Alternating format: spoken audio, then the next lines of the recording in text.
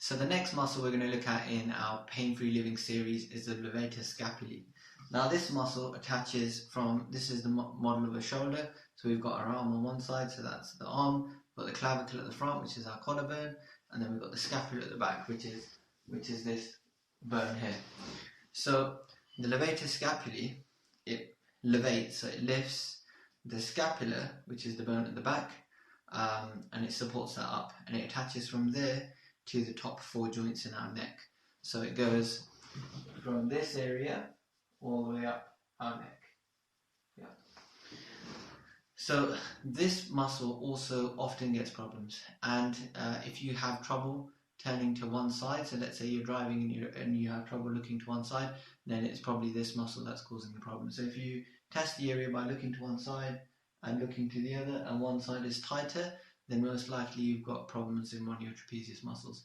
So in order to find where the knots are in that, so where we get the trapezius knot, levator scapulae knots are one just above the top of the shoulder blade, and another point just above that. Now this point is often where it's painful, but that's not often the most important knot. The one above that is often the most important one. So it's very important to work into both of them.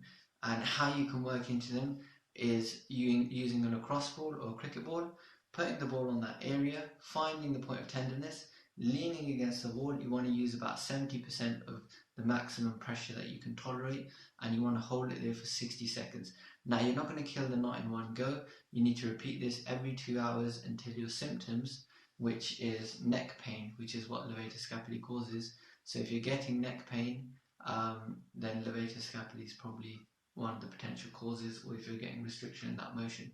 So until those symptoms are resolved, then you need to look at what the causes are. So whether it's your posture, which is the most likely cause, or whether it's your repetitive strain that you're doing, or whether it's due to stress and you're hiking your shoulders up. So for example, in terms of posture, we have what's known as the plumb line. So we have our area from our earlobe to our shoulder, to our hip, to our ankle, and that should all be in line. So here you can see my earlobe is in front of my shoulder, so that's going to put stress on my levator scapulae and my trapezius and my SCM muscles. So let's work on posture and let's work on releasing this muscle.